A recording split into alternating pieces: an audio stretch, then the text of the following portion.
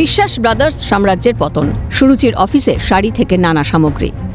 VIP culture নিপাত যাক, এই পোস্টার এখন দেখা যাচ্ছে প্রাক্তন মন্ত্রী অরূপ বিশ্বাসের সুরুচি সংঘ এলাকায়। ইতিমধ্যেই পুলিশের জালে স্বরূপ, তাঁর গ্রেফতারির পরেই ব্রাদার্স সাম্রাজ্যের পর্দা ফাঁস হওয়া শুরু হয়েছে। শুক্রবার অরূপ ও স্বরূপের ক্লাব সুরুচি সঙ্গে ব্যাপক ভাঙচুর উন্মত্ত জনতার। ক্লাবের উপরের ঘরে কেন রাখা কিং সাইজ বেড, কেনই বা মজুত রাশি রাশি সরকারি জলের বোতল, প্রশ্ন তুলে সরব স্থানীয়রা। এর আগে সুরেন্দ্রনাথ কলেজে তৃণমূল নেতার বিলাসিতার জন্য ব্যবহৃত ঘর দেখে রাজ্যবাসী। এবার অরূপ স্বরূপের ক্লাবেও দেখা মিলল বেডের, পাশাপাশি উদ্ধার হয়েছে শিশুদের পোশাক থেকে মহিলাদের শাড়ি, মিলল রাশি রাশি সরকারি জলের বোতল। জনরোষের খবর পেয়ে ছুটে আসেন দমদম উত্তরের বিধায়ক ও ওই এলাকার বাসিন্দা সৌরভ শিকদার। মানুষ যাতে আইন হাতে তুলে না নেন, সে কারণে নিজে দাঁড়িয়ে থেকে পরিস্থিতি নিয়ন্ত্রণে আনেন বিধায়ক। যাতে লাগাম ছাড়া না হয়ে যায় সেই জন্যে আমি খবর পেয়ে আসি এখানে, কারণ মানুষ যেভাবে ক্ষেপে আছে, এই পাপের ইমারত কিন্তু 2 মিনিটে ধূলিসাৎ হয়ে যেত।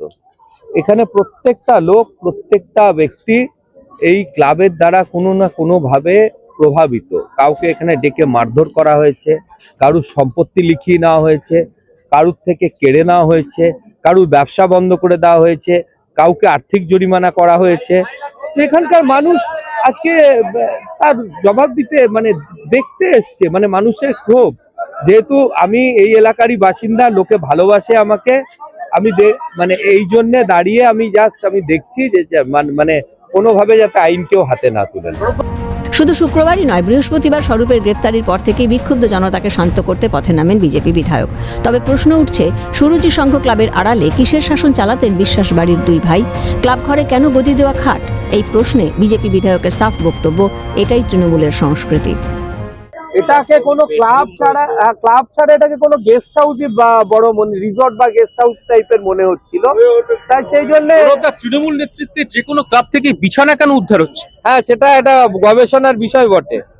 ক্লাব তো আমরা জানি খেলাধুলো করার ক্লাব, সেখানে মানুষ বা খেলাধুলো না হলে অ্যাটলিস্ট আড্ডা মারার ক্লাব। সব মিলিয়ে একের পর এক তৃণমূল নেতার কেচ্ছা সামনে আসছে।